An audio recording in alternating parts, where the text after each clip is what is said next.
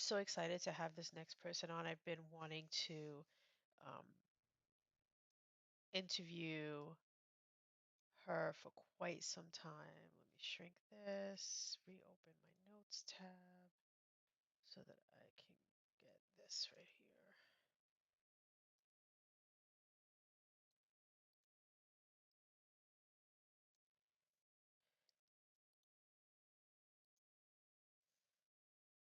Oh my God. My brain is going in too many places at once. Okay.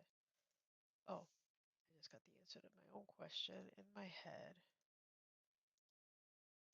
All right.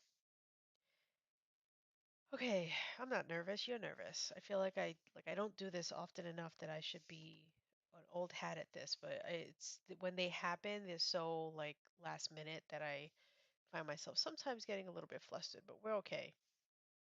All right, so this next person who I'm about to bring on in a minute is someone that I wanted to kind of have a chat with offline, let alone on. And this is going to be my first opportunity to interview her. She's so graciously said, of course. And so we've been planning it back and forth. And um, at the 11th hour, I realized she had said today was a good day and I have the day off. So I said, let's do it. I have the day off because yesterday was my wife's birthday, and so we went to the casino because she enjoys the casino. And then today she's off fishing because I told her I wanted her to do something that she enjoys doing that's just for herself, and I will, bother with the dogs and take care of them. So you may hear them in the background because they're being a little bit fussy that she's not here. But she's off fishing. She's not going to be back till about like 2.5 hours from now, if that. So let her go off and do fishing. And so I have, the place to myself. I'm not worried about work stuff. I can just chill, relax, and have this amazing interview with a few questions. Um, for Sally when she comes on that I will ask her, but it's probably going to be a lot of just an informal kind of conversation. But you guys can probably already guess why she's coming on, and the main reason is because her book um, recently is available for purchase. I'll let her talk about it some more. So let us bring her on.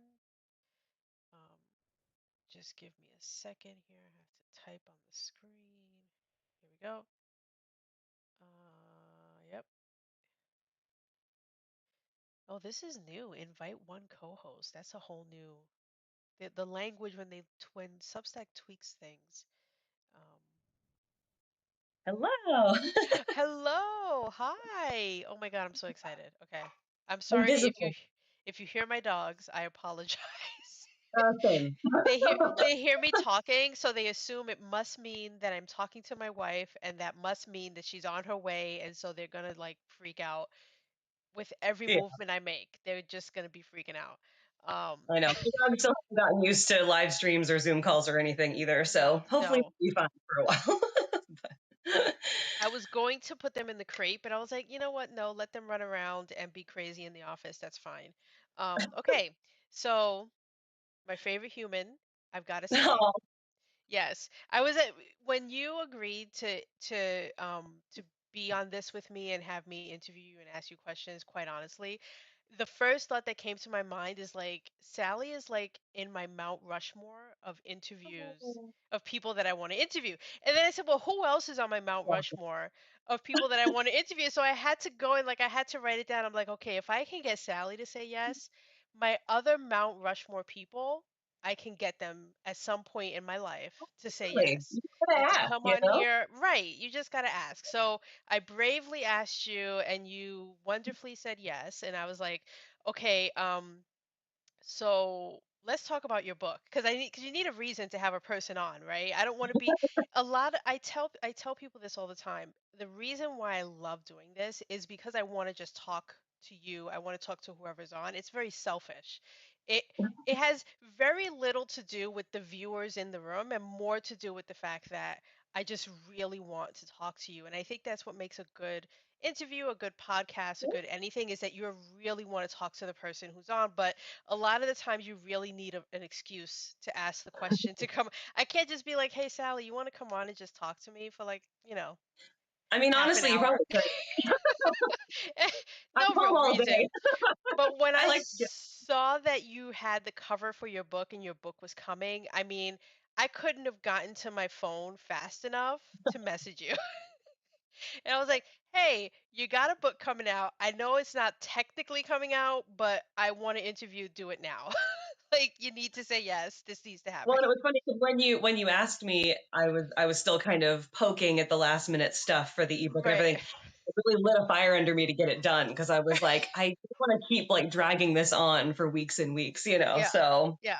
I was like, "Oh, I got my in. She's got a book coming out. I'm ready."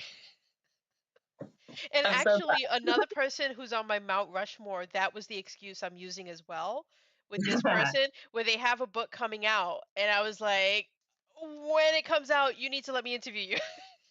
Like, let's do this. It's Let's make it a perfect thing. That'll be my little in. So my first question, and really though. is the opener of like for you to introduce yourself to the people. Like the people don't know who you are. Everyone knows who you are.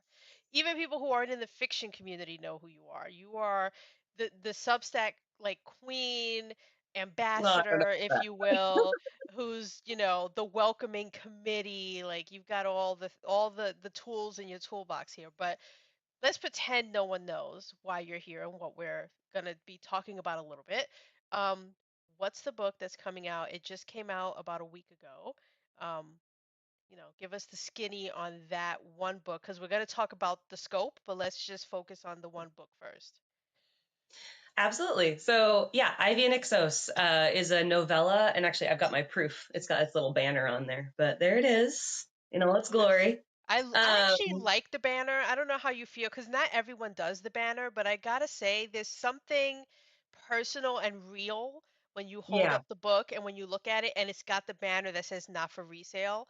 When it doesn't yeah. have that, I think Barnes and Noble doesn't do that, and it's kind of a letdown. I'm like, well, I mean, anyone's gonna look at this and think I just ordered it from some rando person to get it printed so I can hold it Right. up. Like, let me be real and show the thing to be like, this is a proof copy. It's, Yeah, you can and trust it. actually, and I like that it does have sort of imperfections in it. Like I was Right. actually pretty grateful that this one turned out okay, but there were just some things missing that I was like, oh, I forgot to put that in or whatever. And it's just fun because it's one of a kind, you know. Yeah, Like yeah, I'm the only one exactly. I've got my imperfect my copy. copies with my markups on it, and no one will ever have those. Those will be the mistakes that I get to go through and look at, and like how many times did I have to get a proof copy? Did I have to order one 4 different times and wait several weeks because it takes weeks? uh, I mean, Amazon, what the heck? I pay for Prime. I should be given the overnight delivery thing for my proof, yeah. but okay, It's we won't. insane. I will say, like, that's the embarrassing. And you were on the receiving end of my signed books for the Orchard Hounds, and just the nightmare of trying to get my author copies to I show up. It was know just like, it's how kind long of does this take? ridiculous. It's kind of ridiculous. Like, but when I hear to bash on Amazon, thank you Amazon for putting our work up there, for printing our True. It's books, true. I know. whatever. But and can you ship it better, please? Like, I know. can we work on how we ship things and not? But okay, sorry, I'm not. We're not here to talk about the No, I negatives get of the it. shipping industry of Amazon. Tell us about Ivy and Ixis. Ivy and Ixos was the first serial that I ever posted on Substack. And so it feels like quite the milestone to finally have it out in print. And I started writing it back in lockdown before I ever knew anything about Substack, before anything was going on with that. And I think that's part of what makes me so happy that it's out there now is that it's like, it's a story that I wrote kind of on faith because I didn't have any idea of ever publishing it, anything like that. It was just, I just had an idea and I wanted to write it. So, Yeah. yeah, it's a novella. It's quite short. I think Kindle says it's about 2 hours to read. And it's about a little girl named Ivy who is sent away from Seattle because during 2020, her aunt, who she lives with, is a hospital nurse and isn't able to take care of her. And so she's sent to live with her estranged father on Ferris Island. And that was the debut of Ferris Island back in the Right. day, too. And yeah, all kinds of crazy stuff happens. So don't want to give away too much, but Right. yeah. Okay, so I only have about 5 to 10 questions that came to me just from what you just said, let alone what I already wrote down. So the first one I want to hone in on because I think it's so important is the lockdown. Because Mm, for fiction writers, the lockdown was both I think a blessing and a curse. Um, depending on what kind of person you are. If you're an extrovert, it was probably a curse because you want to be mm, out living your life. But if you're an introvert, like most fiction writers are, it was like, oh my God, I just got hit with so much time to yeah. think so many things, create so many worlds, write so many stories. I'm just thinking that was around the time when I revisited 100 word stories because I just found Mm, myself with time. I fell in love with the idea of writing short fiction because I had been writing novels, burnt out. It was like, oh my God, I could just come up with a million stories and just write short ones and I don't have to write an epic. That's great. Like yeah. the lockdown. So when you had your lockdown experience, let's call it the lockdown experience. I feel like that should be a podcast somewhere and someone should needs to take this idea, guys, and run with it. But like just the stories written and the ideas formulated during that 4 to 5 year, if you could believe that's how long the Mm, lockdown was, but it it's was like crazy. 4 to 5 years. Like, what came out of that for you? An entire island, an entire world, an entire universe. But you started with this one. Yeah. Now, when you started with this one, did you just come up with this idea and Ferris Island, and then you grew it, or did you already have the whole island and you thought to yourself, what's the best intro story to Mm, introduce this massive scope idea to the readers, to the people, to the world? Like which one, the chicken or the egg, which one came first? right. That's a good question because actually, so it's funny. I've had a few different people ask me for kind of the genesis of Ferris Island, and it's really difficult to explain because it all kind of happened gradually and then all at once. Right, um, right, when I first started writing Ivy and Ixos in particular, it wasn't set on Ferris Island. It was actually set like close to where I live. And because I didn't really have an idea of a setting at the time, I just wanted her to go away somewhere and encounter something interesting. Um, Ferris Island was kind of in the background. I had poked at a few story ideas on this fictional island, but I mean, it if you think about if there are anybody in the chat who's like been with me for a while who knows Ferris Island in detail the way it is now, it wasn't like that at all. Like I had kind of a vague idea of what it was like and maybe a rough idea of how big it was or kind of some of the town names and stuff.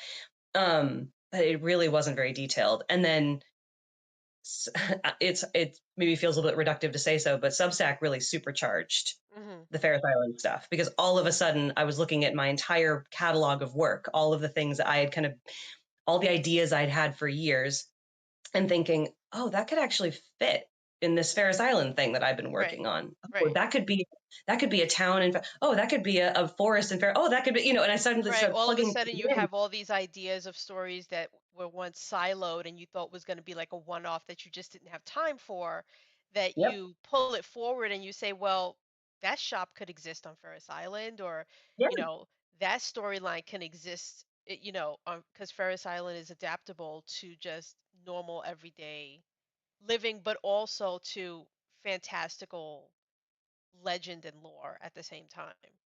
Yeah, and it's It's got got a bit of got enough both. history to it as well that I was Right. able to play with some different historical periods and stuff that may have been ideas that I'd had about, pioneer things or whatever. And I was like, oh, now I can actually bring that into a historical basis. And I love to geek out about Washington State history anyway. So it was a fun outlet for me as well, just to be able to create this place that feels real, but also isn't. So yeah, Ivy and Ixos for the longest time, especially when I started it in lockdown, didn't really have an established setting yet. And it wasn't until right before I started posting it on Substack that I was like, it would make more sense if it was set in this place, this separate place. And I had already been working on the Scott Candle story at the same time as a short story, because I was intending to ship it around to some different um, lit mags.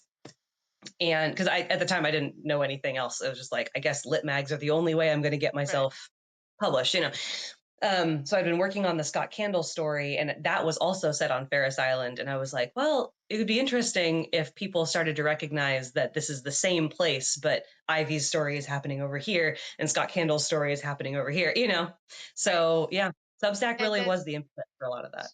so at what point did you decide to go forwards and or to go backwards in time? Like you're Mm, doing stories laterally, but now you realize you can go back hundreds of years, that you don't have to stay within the present time. You can now get historical in terms of different locations and the origin stories of these places. Did that come later when you said, "Oh, now I can really play around"? yeah, that came later. And I don't want to go into too much detail because there are some spoilers Right. for kind of the scope of Ferris Island as a place. But I will say that it really helped when I nailed down when it was founded. I did a lot of research into like some of the islands around here and when they were, discovered. Um, but and trying to fit my own island into that story. And as soon as I figured out kind of a year when that would have happened, and um, what would have been happening in the intervening years around here in Seattle and in places like that, kind of what would be the logical growth of a place like Ferris Island in context of everything else. And once I figured that out, it was like, oh wow, I have a lot of wiggle room. Like I have a lot of place to play here, because I mean, Right. we're talking late 1700s is when things would have gotten kicked off. So it's like, okay, well that's a couple of centuries that I can play with. Right. And so Right. that was really exciting. Yeah. So when you started to plan all this, like I love talking about the little things. So what like do you use Scrivener? Are you using Google Docs, Word? Are you using sticky notes on your wall and you've got a big, do you have a little journal that's like so thick and fat with notes and pages ripped out and tossed in, and you got to flip it open and kind of the magic just happens? Like where is the organization of Ferris Island? Does it live in five different places, all in your head? Where does it live so that something pops forward and says, "Write me today"? Yeah, sorry about my phone ringing. Just ignore that. Yeah, I wish I could say I was more organized, and the more things expand, the more organized I've had to be. I have Right. a I would couple of imagine because you want to keep, because you've got fans here who are probably going to correct you if you don't have it in check, right? You get to a point where if you yeah, create this world and you create lore and you create little Easter eggs from this story that harkens back to that one, yeah, they'll catch you if you get tripped up, and they're like, well, wait a minute, don't you remember? So at some point I feel like you have to get organized, if only so no one else catches you and says, no, that's not right. yes, and I have actually. There have been times when I've been ready to post something, and then I've gone back and read it one more time, and something has stuck out to me, like a detail that I included or something, and I'm like, I think that's the wrong date, or like I think that's the wrong, I was like, oh, so I have to like go back and search my own work and be like, oh yeah, that was oh shoot, Someone will catch yeah, that. yeah. I do have a master doc, Okay. where I keep a lot of, especially the timeline stuff, and also just kind of random. If I have like a random bit of information about like fish maids, for example, right? And if I've established some lore about fish maids, then it's like I take that paragraph and I just copy and paste it into the master doc. So it's like Mm. that's my reference now. Like that's where, and I try not to change too many things. One of my personal rules with Ferris Island stuff is that while it's still on Substack, it's kind of malleable. I'm not going to mess with things too much, but if I need to kind of go back and reorder a timeline or change things up a little bit, I might do that, just as well, as long as it's not going to break everything. It's like if I have to kind of poke at something. But once it's in print, Once it's in it's your hand, canon. it's yeah. Yeah, it's canon. So, Yeah. especially when I've got something like the Orchard Hounds these days, now that it's out there, if I'm writing a Ferris Island story, I tend to refer to my own book To that first. one, right. Because to you're make not gonna sure. change that. Right. It's like, well, it's out there now. So I'm not going to go back and do a new edition that has updated dates in it or something. So, Right. um, yeah, so I do have a timeline, which is the main thing, is just making sure I know, because there are certain touch points, like Ivy and Ixos, for example, takes place in March of 2020. And so that's an established time period that now, that's kind of a keystone story that other things kind of have to fit in around. Mhm. So, S yeah, it can get a little so complicated. when deciding to, did you decide to do this one first just because you wanted you're going to release them in a sort of order with which you released it on Substack? Are you going to bounce around and say, okay, I just released this one now, but I think I want to do now this one after that? Are you going to do a chronological order? Because you have a chronological order that's not the same as the order that you released it, because sometimes you go back and you insert and say, okay, this happened between this story and that story, so you're having to keep track. But you've released so much that one could argue you got to catch up now, Sally, because you've released so much. I'm like, okay, all right, you got Ivy and Ixos out, but there's about 15 other, collections, novellas that you need to, like, where where's the next book?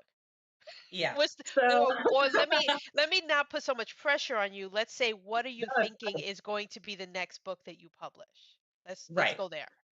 So I guess I'll answer your first question first, which is I published Ivy and Ixos first, in large part feeling a little mercenary here, but in large part because I knew it was basically done. Like it didn't really need a whole lot of finessing.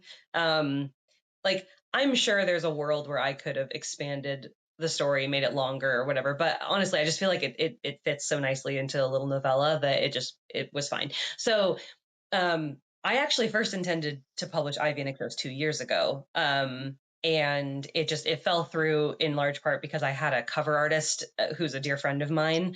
And she just wasn't able to do it. And I didn't have the confidence at the time to think of doing my own cover. And so I kind of went, okay, well, I either have to like hire a different artist, which I didn't feel I'd never published anything before. So I was kind of out of my depth.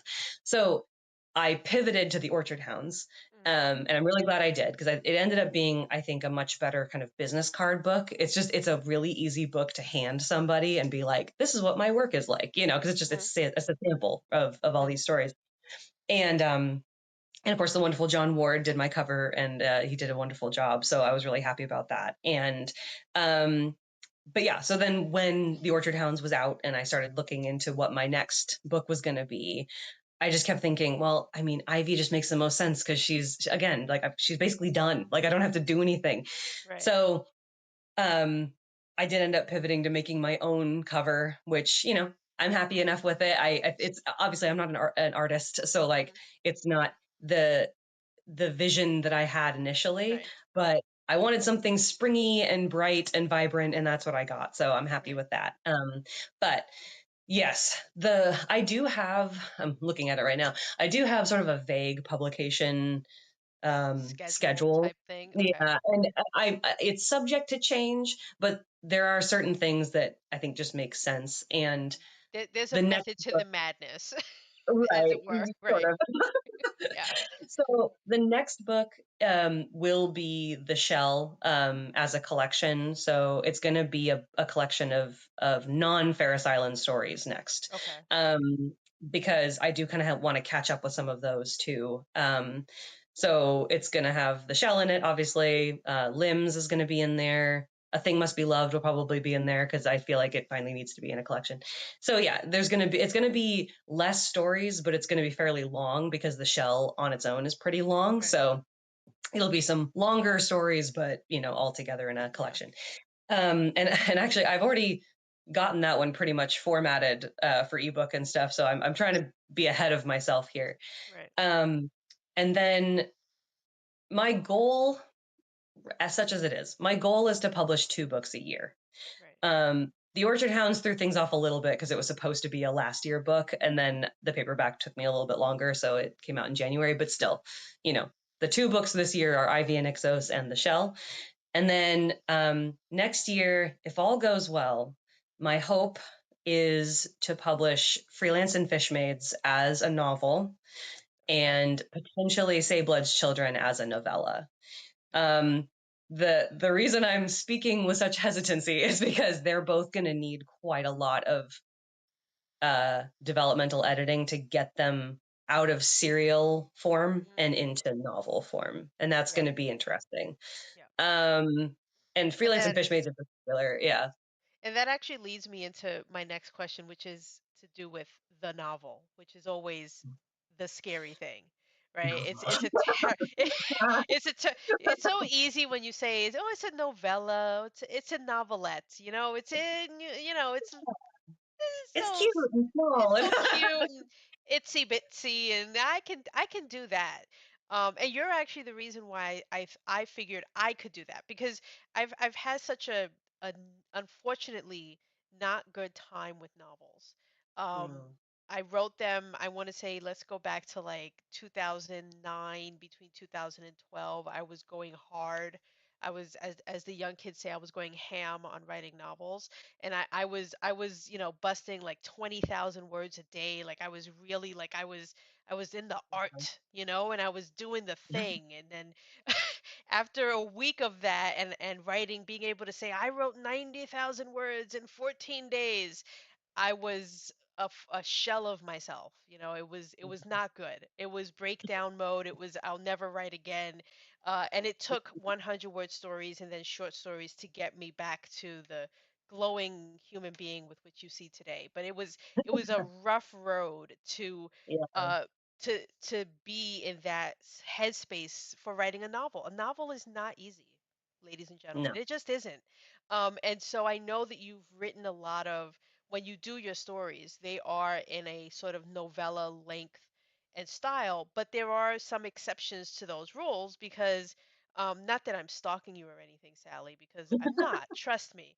But in the last 2 years, my darling, you have written close to, I could probably give it to you down to the word, but let's just average out over 250,000 words. And a good chunk of that, as you pointed out, the Fishmaid story is lends itself to it could be a novel. Like we're talking a hmm novel here.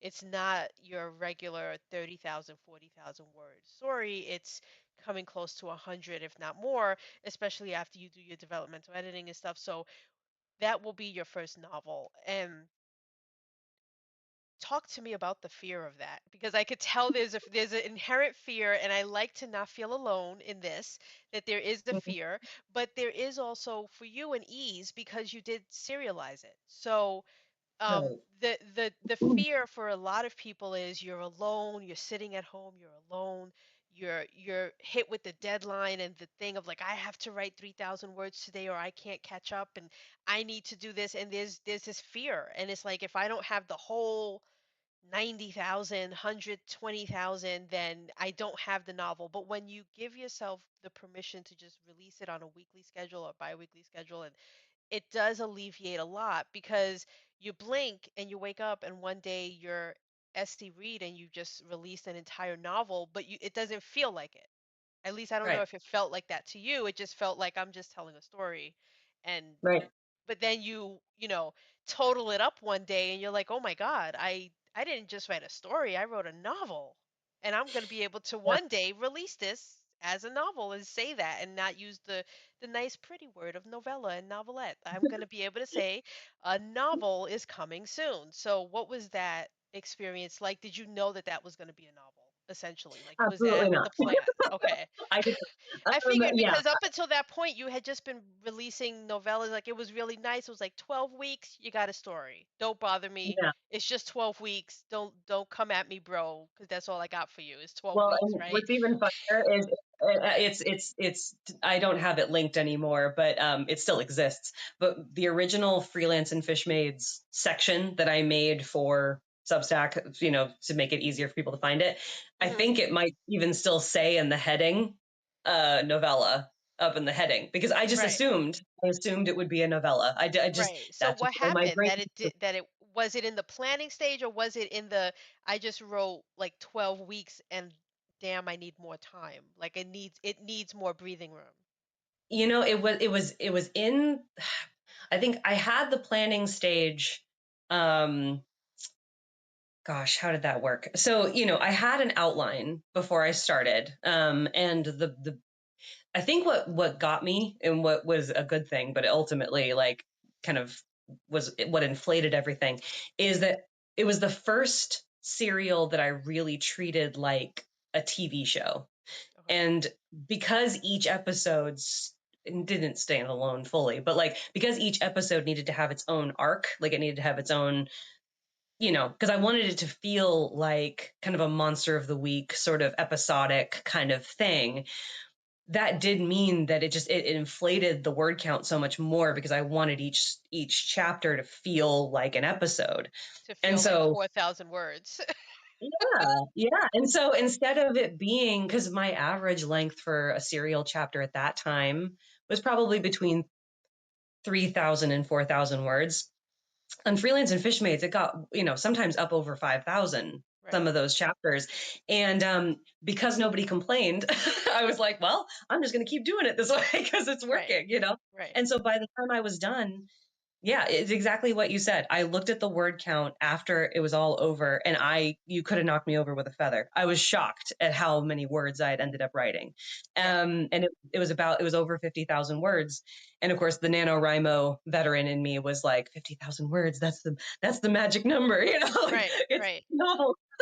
Right. And writing season two, Yeah. I was like, well, if I do the same thing for season Right. two of the Fishmaids, we're getting up to 100,000. And So so you're going to put them both together, or are you keeping them separate? I assume you're going So to that's release where them the development together. editing comes in, because Okay, there's because you a have to lot of, seamlessly tie them to be one thing. and not only that, but there's a little bit of context that I want to add previous, because obviously there were some short stories that I wrote about Carolyn before Hmm. I wrote Freelance and Fishmaids, and the relationship between her and this mysterious voice on the phone who ends up being the captain, right? Yeah. That's not a spoiler. Don't worry, folks. That's just normal. But that's just it. It's like it started with a very specific thing of her kind of having this contact on the phone that she doesn't know yet, and then she ends up meeting him, and then they have these adventures together. And that context is missing in Freelance and Fishmaids right now, but that's Yeah. something I'd like to add. And then I also need to decide for myself the ending of season two. Again, no spoilers, but there's some open ended stuff at the end of season Right. two that could be a conclusion, or it could lead to something else. And the question Right. is, like, do I continue on if it's in a novel form, or do I save that for a sequel? Right? Like a For a sequel. second book. Right. Right. And Exactly. Yeah. and And so watch out, that's a slippery slope to a I know. trilogy and a quadrilogy, and then before you know it, you've got yourself a saga. Like, it's a And slippery also, I slope. will I will confess that I, as a reader, am not. I know some people are probably going to be shocked at this and maybe a little bit offended. I'm not a huge fan of series as a Okay. reader. I tend to gravitate towards standalones. So it would be the greatest irony if I ended up writing a series, because it'd Yeah. be like, oh, that's not what I'm normally used to. But Right. yeah. So that's going to be quite the project. And that's part of the reason why I am trying to get the shell sort of, as much as I can, sort of the formatting of it and everything done and dusted now, Right. so that Because you by the time I could get be to in the fall, weeds, right? You might be in the weeds with this other thing, and who knows how much time it's going to take up. yeah. And Sablehead's Children is going to be a similar, not the same issue, because it's a shorter story than Freelance and Fishmaids, but there is some context I want to add to it and some expansion I want to give to it that was missing from the serial. And yeah, so it's going to be. I've promised some interesting projects for myself, but I think it'll be really good and stretching. Okay. So So you kind of always help me segue into my next series of questions because I only I'm have like telepathically tapping into your questions. so let's talk about two things and let's see if we can kind of talk about them separately but kind of together. One of them is characters and the other one is lore. And with the lore is probably more about the place than the people, but the people add lore to Ferris Island as well, just as much as the place itself. But let's set lore over here for a second because I know everyone's chomping at the bits. They want to know about Ferris Island lore, as we all do, and everyone's always guessing with you. With is this what's happening? Is this what this is? And yeah, you always have to say, "I can't tell you. I don't know. Maybe yes, maybe no." So let's hold lore over there, but let's talk about characters for a second. How do you create your characters? Know your characters are worthy of a novel or just a short story or just a novelette? Like what is it the character or is it the story that you want to tell using that character that Hmm. dictates for you how they fit in the scope of Ferris Island itself? That's a good question. I got to hit you I with think good it's questions, Sally, or you'll never very come back. good. So I I've like got to really like be on my toes here. very good. I think it's different for short fiction versus longer fiction. And I'm saying this out loud as I'm thinking it here, so I have to clean it up later. But I think um, with short stories, uh, it's all, in my opinion, in the way I write, it's all motivation, and so the character doesn't even have to be that developed as a human, as a person, and have a bunch of family history or whatever, unless it's relevant to the story. They just have to want something really, really badly, and then that is what kind of leads you through this short story, right? And I think short stories, that's why they're so powerful, is because you can have this really explosive emotional core of somebody really wanting something and bumping, either getting it or not getting it, right? That's kind of, I think that's where short stories really shine. Versus in a novel or in a longer piece, you do have to have characters who have a little bit more to them, and also have some missing pieces because you want them to develop over time, Hmm. right? Um, and so Carolyn, for example, I think as a freelance and Fishmaids, kind of the protagonist of freelance and Fishmaids, um, there are some parts of Carolyn that I relate to as a writer. And there are also parts of Carolyn that she's very different from me in other ways. But she has some receptivity, I guess, to changing. And I think that's part of what makes a character so interesting when it's a longer form piece. Um, Versus, there are certain characters that I've written that I couldn't see myself writing a novel about. Right. They work for a short They were story, but interesting for the moment, but then there's nothing more to them than that. yeah. And They and serve their purpose. I And that's think, like, okay. I hate yeah, to break hearts in the room, but sometimes you do write a short story, and there are people out there who are probably in this room right now who love this character that you wrote in this story, and they keep coming to yeah, you and saying, "Where's their next story?" And you're kind of like, why? It's not like it's not, you don't want to tell them that. You don't want to say, well, right, I hate to break it to you, but that person's never getting another story ever. Thank you for loving that character and for seeing more in that character than I saw when I wrote it. But, yeah, we can't just turn every character into the world's best novel or give them another short story just because you happen to yeah. really do it so well that one time. So that's why I'm always fascinated by, what makes you decide that this one is deserves more than just a one hit short story, um Hmm. versus someone else, because God forbid people don't like Caroline and they're like, God, I wish she would just stop with those I know, Caroline stories. What is it? I know. you know And actually, you it's know funny because I've heard people say so, because I mean, I think um, we've all seen, and of course, right now I'm blanking on examples, but we've all seen examples of when a writer has been or a movie maker. I think movies is probably even more common. They've been begged to have a follow up with this character, or a right, spin off with this character, and right. then they do it, and it's kind of like, oh Such a letdown. Like I didn't want it like that, They like, no, I'll take it. I'm not a superhero person, but let's use superheroes because I feel like that happens the most, right? You take a movie very like common, yeah, Fantastic Four or like X-Men, and they're like, "Oh man, Wolverine needs his own movie." And, "Oh, this person needs their own movie." And then they get it, and then no mm-hmm. one goes to the movie to see it. It pans. And then it's like, "But that's not what I wanted." You weren't listening. And I think that, this is maybe controversial, but I think that there is a certain um, duty that a writer has to recognizing when the audience doesn't necessarily know what they want. Yeah, they And like, don't and it's like, because to like, me, if that person deserved their own movie, they would have had it before you asked for it. Like, I think the yeah, studio would have known, the writer would have known, the creator of the thing would have known, mm, and it would have been in the works already.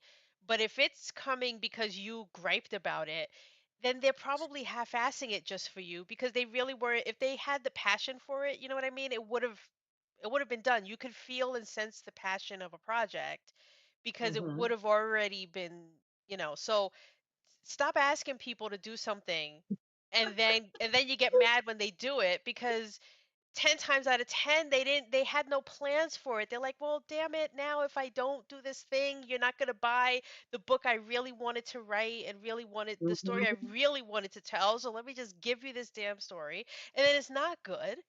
And then, Yeah, you know, nobody's happy. So right. Exactly. Yeah. So if you don't Yeah. like Caroline, get over it because she's gonna have her own series, guys, is what I'm hearing. This is what Sally's telling me, that she's gonna get a series. I'm Well, willing it into I the think world. I love, there was an interview that George Clooney did ages ago that I always think is quite funny and very apt, where because he's been in some stinkers, right? Like he's been in some weird movies, and like he's wonderful and he carries everything, but he's Hmm, not perfect. they're not And all good. no. And someone was asking him, I think it was maybe Graham Norton.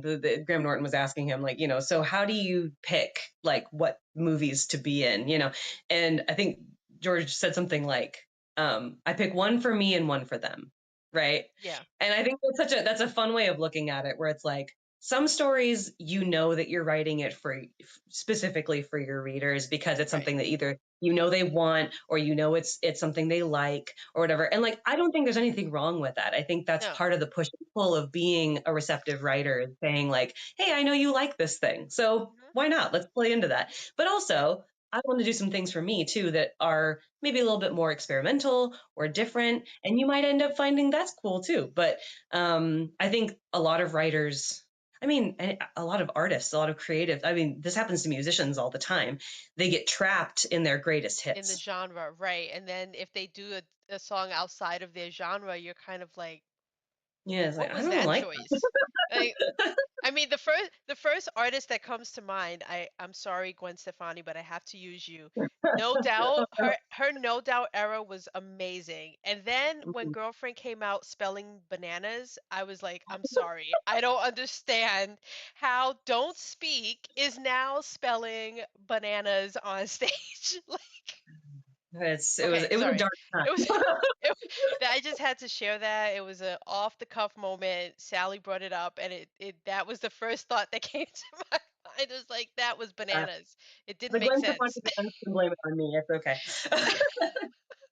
Okay, but you do I had another question I did want to ask on that note of, you need to artists want to try something new and different. So let's Mhm. talk about Sally when she tries something new and different, because you have experimented, and you always will say, and I love when you preface it, like you give the warning, you give the note, like, hey guys, so this Mhm. is science fiction, or hey guys, this is something I don't normally do. Don't crucify me. Don't be upset. Like, I'm like, why is she doing that? They're gonna love it. Like, you don't have to be like, give the warning, but you always do. Appreciate it. So when you do those, do you always say, "Man, I really like that. I'm gonna couch that in my brain because I think I'm gonna come back and try that again," or Mm. because I feel like you don't really tell us, so I would love to know, like, when you try those different things, do they pass? Do they fail for you?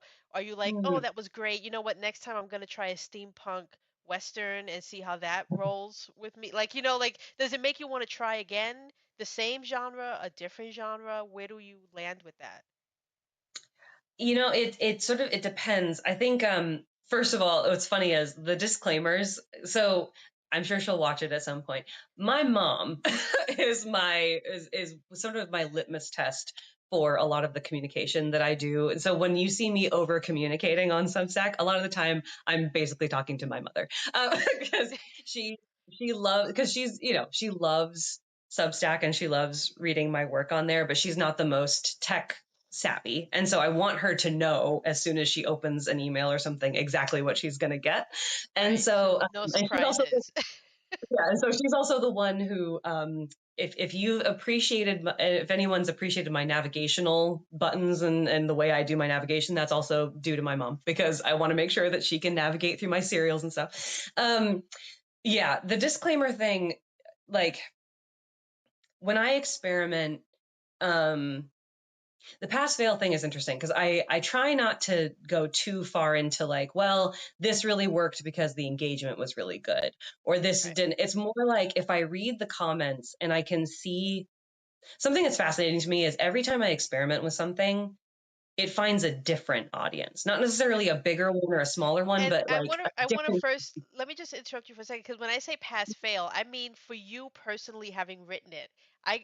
Whenever I think of of a writer writing something and having the cojones, if you will, or the balls to put it out there, um I never take into account the audience. And I hate to say that, but 110% of the stories I put out never has the audience in mind. And I know you probably are different. Like you probably would say it's like a 60-40 split or maybe a 70-30 where it's for you, but you always have the audience in mind. And maybe that, I don't want to say that's me being arrogant, but that's me just making sure that I'm not compromising any of the story I want to tell for the sake of a stranger I don't know. And so I Right. can't take them into account. I love when they say they love it. I love when they correct me, when I get a private email and someone says you missed a period or a comma or you spelled this wrong. Love it Yep. to death. But I'm not going to let that dictate every story I put out, especially because I'm putting out one a day. So when I tell you like pass fail, take the audience out of the equation on whether they liked it, whether you got a billion comments on that sci-fi story you wrote or the horror or whatever it was. But just for you, was it a pass fail that you felt I did it, I actually enjoyed it, I might actually do that again, or I did it, the audience loved it, but I really wasn't feeling it, so I'm probably not going to try that again. That's what I mean when I say was it a pass fail for you? I like that. Yeah, I think for me, I have a, and it's like it's a hard rubric to explain, but I have in my head before I post anything, and it's usually close to when the draft is finished. I My question for myself is, does it sing? Right, and it's hard to explain what singing really means, but it's more just Right. that like, do I feel like I've told the story that I intended to tell in a way that feels authentic to me, I guess. It's hard to really I explain mean, that. And so, it's is it in spite of the genre you chose to do, or because of like did the genre dictate? Like, did you have the story and say, "Man, I wonder if I could tell that story in space," or did you say, "I want to right. tell a story in space, and so I'm gonna find a story that an idea that I have, and it would work perfectly here." Like, was that Yeah, that's always tricky. It's kind of like I think I usually start with an idea of an image or a plot or a character, and then everything kind of fills in around it. And so, and setting is extremely important to me when I do any kind of writing. And so, um, yeah, I think as you said, I think the singing part of it is this idea that like, can you tell that this is an Essie Reid story? mhm. Right? Like, Even though I'm telling you it's not what you've read before. right. Yeah. It's like, even if it's different than what you're used to from me, Mhm. do you still feel like you could pick it out of a lineup that it's got something of me in it? That, even if you don't like guess, if you were told afterward, like, oh, this was an S.E. Reed story, they'd be like, oh, yeah, no, I get that. Right. Like, in the, Yeah. so I think, for me, the pass fail part of the more experimental fiction comes down to that. And I could tell you, I won't rattle them off right now, but I can look through the stories that I've written, and there are certain ones that I'm like, I could have done that better. I don't mind it. I'm glad that it's out there because I'm glad I tried, but Right. it wasn't. I wouldn't do that again, you know. But like that's okay. I wanted to try it, and I wanted to do Yeah. something different. Um, and versus there are some other stories that I'm really proud of because I'm like, yeah, I tried something and it worked for me, like I'm happy with that, you know. Like I Right. think I Right. told that story in a way that I really enjoyed, like I actually had fun writing it, you know. Yeah. um I do think matters. I think that joy is visible. I would hope that joy is visible in the writing sometimes, you Hmm. know. Yeah. So let's pull lore back because we set it aside for quite some time. So let's pull it back. Was your intention to have lore? Was that did you think that was going to happen? Was that something that kind of like the readers discovered on their own and you said, "Huh, I could play with that." Like if they like that sense of mystery and wonder, in my next story, I'm going to give them like an Easter egg that's going to harken back to, or did you already know like 5 stories ahead like, "Oh man, I'm going to put these breadcrumbs and see if anyone picks up on it." Like was it you intentionally doing it, or did it kind of come from the readers and you coming up with the idea of like, "Oh, I could play around with this. Like I could really put some little nuggets in the stories that I write going forward." It was a mix of both. And I figured out pretty fast uh, that I needed to be kind of careful with that Right, because because you could do too you much and can then you get, mix yourself up because you yeah, need to make sure you keep it right and you and you got the yeah. mystery There were a right lot and of you don't times reveal.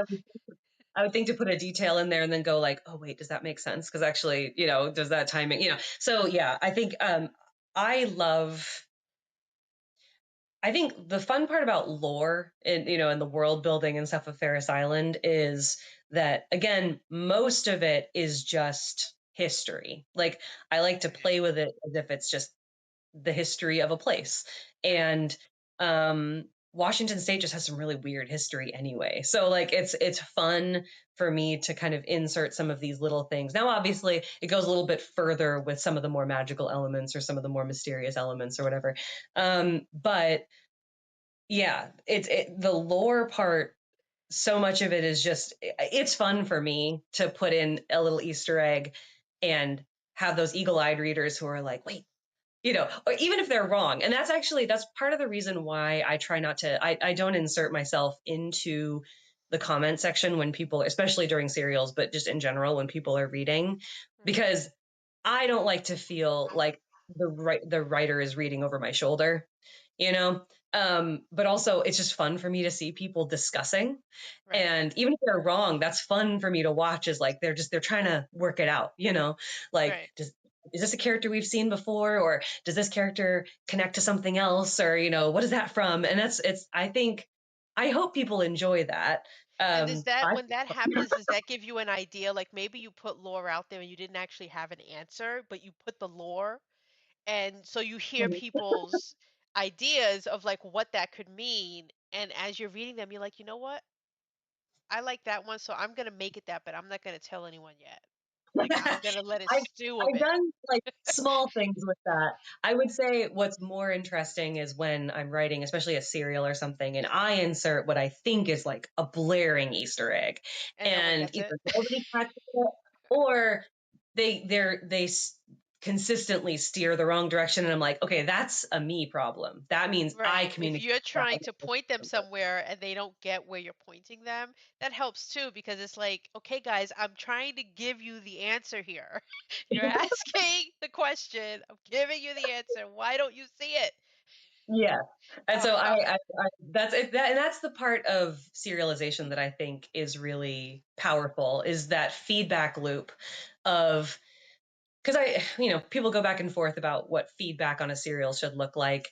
I personally, the personal thing, I don't change anything based on comments, Yeah. especially midway through a story, because for me, it's very important that I tell the story that I set out to tell. Right. And you know maybe later in draft or whatever in Right. publication or something I might change things, but like Right now, I'm telling a certain story and I want to get it out there the way that it's Mhm. intended, right? But I do think that that feedback tells you how clear you're being, right? Mhm. Am I being clear here or am I being too obscure and nobody's getting it?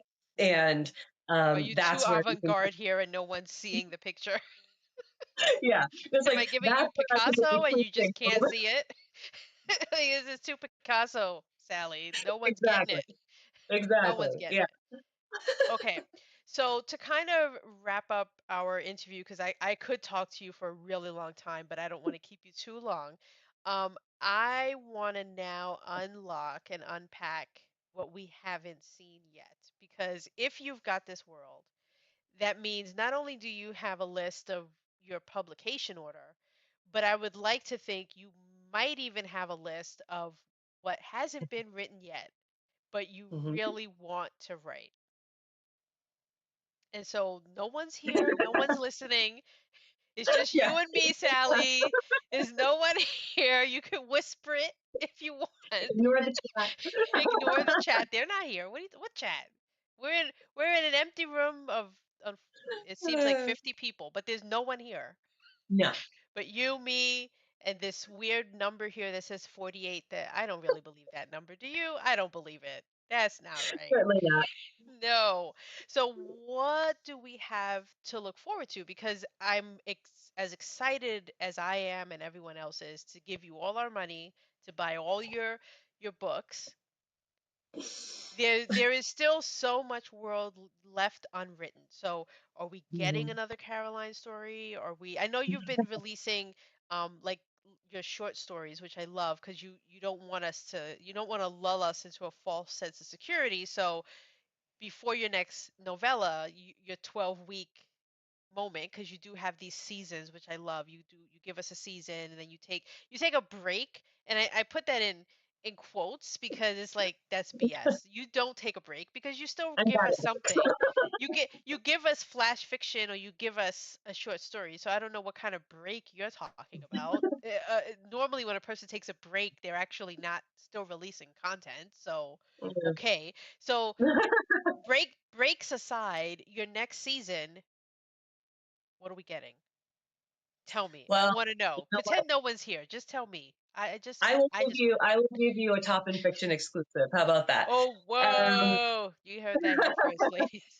Top in so fiction exclusive. in the summer, so Okay. starting in June, so boy howdy, that's coming up. But I have some work to do. But in the summer, I like to do a serial in the summer. Right. Right. And because my last serial was Say Blood's Children, which was pretty intense, It was. it was fun, but it was a more it was a darker story in a lot of ways. You know what? Before I you even tell us the exclusive, I do want to jump on Say Blood because I feel like we glossed over it, and we spent a lot of time with Fishmaids. But talk to me a little bit about Say Blood because it felt, I don't want to say tribal. I feel like that's the wrong word, but it had a sense of darkness that was different than horror. You write horror, but this was different. So what was the catalyst? What was the mm, driving force for you to tell such a deeply visceral story like Save Less Children? Where did that yeah. come from? What part of Sally said, "This is the story that I want to tell"? You know, that part was my 18-year-old self, actually. Okay. That story was such an interesting conversation with a younger version of me that who came up with the idea and who was too immature at the time to fully understand what it was I was talking about and what it was that I Right. was working on at the time. Or what you were And so, trying to say, because what what yeah. what were you trying to tell the reader? Like if the reader read it and they loved it, but what was the message Sally was trying to say with a story as um important as Say Blood's Children? Like what's the message here? Yeah, I think I will say, as an 18-year-old, I had no idea, Of and course, right, and I that's was probably why so it's good deeply that you didn't entrenched. write it then you wrote it now Yeah, because now in hindsight it's and I probably think better that you told it now. yeah, now, there's a I hate to be reductive about my own work, but I think, there's such a strong theme of seeking home and seeking connection that just tends to kind of come out in my work. And I know that that happens. It's not something that I necessarily don't have any power over. It's just that I notice it as I'm writing, and I'm like, oh, Yeah. there it is again. That thread that I always tend to go for. And I think with Say Blood, the original story back when I was 18 was all about the more fantastical, dark elements. Whereas at 36, this Sally wants to tell a story about darkness not overcoming, like darkness being something that you can still find connection after and through, and still find family. I think I found family as a trope that tends to show up in a lot of my stories as well. Mm, Um, and I think that that's where I needed the maturity and the life experience that I've had to be able to bring me to a point where I really understood Sayblood as a character mhm, much more now than I ever would have then. And what she wanted and what she was ultimately seeking mm. you know, that she got. So, Okay. So, all right. Now, reveal. Sorry, you reminded me. I'm like, oh yeah, I wanted to ask her about Say Blood. Okay. yeah. So for the summer, because again, I had the darker story over the winter time, and it's summer, and I want to, do something a little more fun. We are going to probably, and just it feels like it's appropriate because we just had Ivy and Ixos, Ivy as a 10-year-old. One of the fun things for me is following Ivy as a developing teenager. She's now 15, technically, and so Uh, I want to follow Ivy into an adventure at the summer camp at Fort Ferris, which is the state park that's on the island. And she's going to be a camp counselor. And we'll see what happens to her because Mm. summer camp on Ferris Island sounds like a bit You of a trip. know, you know what this also sounds like, ladies and gentlemen, because Sally wants us to go broke. This sounds like a time for brand new merch when you're talking about a summer camp. I I feel like summer camp I merch mean, is on the horizon. You know what I mean? Like I just the writing's on the wall here. Um, some I camp mean, counselor merchandise is coming. I think everyone maybe needs a Fort Ferris camp counselor sweatshirt or T-shirt, right? Because Right. you need to represent that your staff, you're on Right. staff. So, Right. Um, I feel like that's like so I mean, that's so obvious. Sally, could you be a little more mysterious with these things? Like it's so obvious because you do that seasonally as well. So it's like, okay, the merch is gonna be camp counselor stuff. Oh my God. Very exciting. yeah. Thank you. And I want and to, and I, a you know, little I want to have a a little bit little of fun. lighter because you do write a lot of and I know the fans love the lore, the mysterious creatures that is or isn't there, what is or isn't in the water, what is or isn't in the forest. Like I get it. It's great, Yeah. but sometimes, they could be Well, and hey, I'm not saying dark stuff might not happen at a summer camp right. because Oh, at a summer you I never mean, I don't know, is Jason gonna be there? Because I hear he likes camps. know the crossover we didn't know we needed, right? Right, right. Okay, so I want to just say thank you so much for coming on. I really appreciate it. I love this so much.